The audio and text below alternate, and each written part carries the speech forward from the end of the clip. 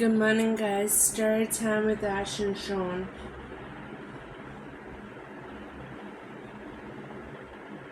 Today I'll be reading chapter 44, right?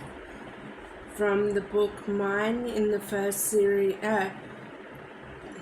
the first book in the Blood Ties series from A.K. Rose.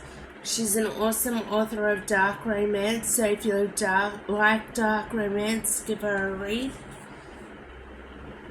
No one spoke to me, not in first period at least. I glanced at the empty seat where Gia usually sat, with my heart in the back of my throat. Flashes of memories came roaring back to me as the teacher called for quiet.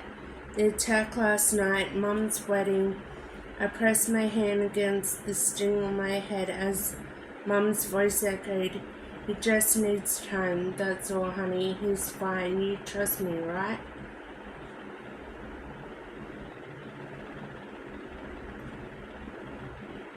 She lied to me, but why? She had to know about Dad stealing. Is he dead? Lazar's words came rushing back to me. No, he wasn't dead, and I wasn't naive enough to think the Rossies didn't have Reach in prison. I forced the panic thoughts aside and tried to concentrate on class. I had my last year to finish. That's what I could control right now. Even if the rest of my life was chaos, someone cleared their throat. Bitch. I stalled with the word. Brother fucker. My throat turned arid and heat crept into my cheeks. Filthy fucking cunt. Okay, the teacher snapped with his head around from the board. That's enough. Who said that?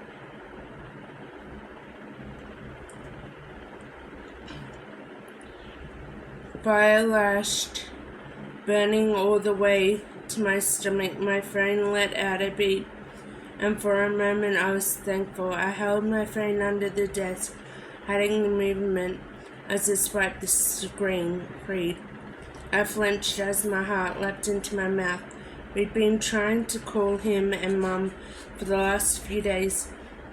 Every time the call went to voicemail, at first we hadn't been concerned, but then after yesterday, the messages left for them turned from frantic to demanding. Creed, meet me out front of the school. I'm waiting to take you to your dad. I read and reread the message, my heart pounding as I lifted my gaze to the teacher. Well, he glared at the other students. Who the hell said that?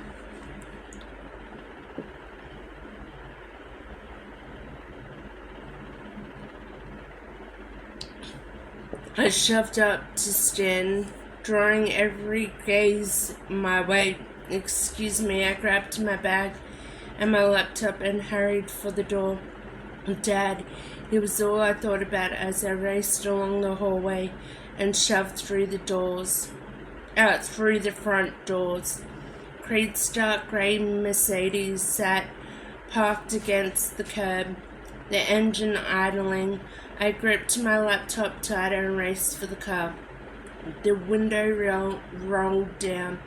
Creed looked at me from behind the wheel, but instead of finding the calm, relaxed man who was still on his honeymoon, I found the frantic Creed.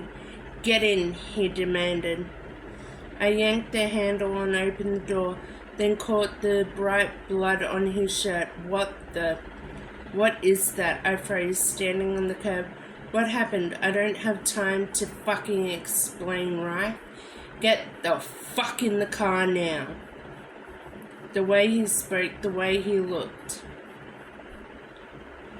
Those dark eyes were growing colder. This wasn't the man who had taken me shopping or the man who joked as we shared pizza. This man was trembling, shaking with rage or fear. I wasn't sure. My stomach tightened as I reached for my phone. I'll just call Nick and let him know. Don't bother. He's already waiting for you with the others. He is? My head still. We don't have time for this, Wraith. Just get the fuck in. We need to leave now.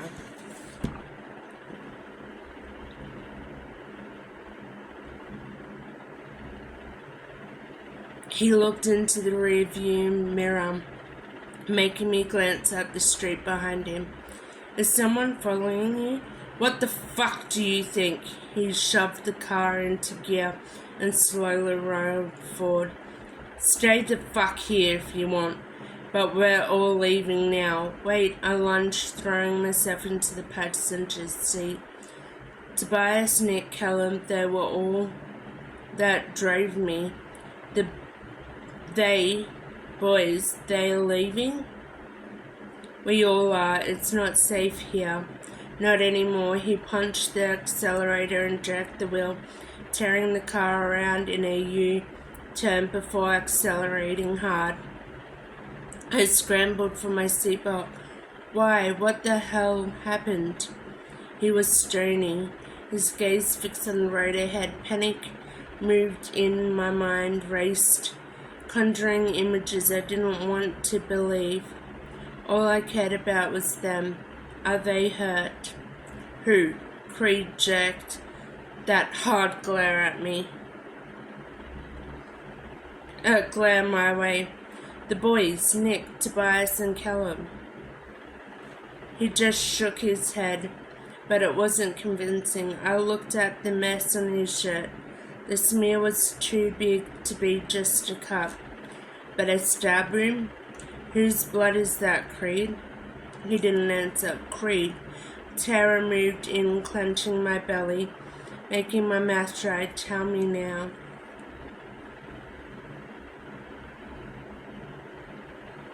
I grabbed my phone, thumbing the screen, but he lashed out and snatched it from my hand as he stabbed the button for his window. It was gone before I knew it, sailing through the air to hit the road behind us. What the fuck, Creed? I screamed, shoving up in my seat. You don't need it. He clenched his fist around the wheel and kept driving, taking us where I didn't know. I snapped my gaze to him. What do you mean I don't need it? He just drove, pushing the Mercedes harder as we took corners, the tires squealing. I shoved my hand against the seat, pushing myself as far away from him as I could. You're scaring me. You'll understand, he said, and braked hard. I searched the street, seeing a large metal warehouse hurling toward us. The towering security gate opened and roller door already up. Tell me what's happened. Are they in there? Is Tobias in there? Yes, he answered. They're waiting for you.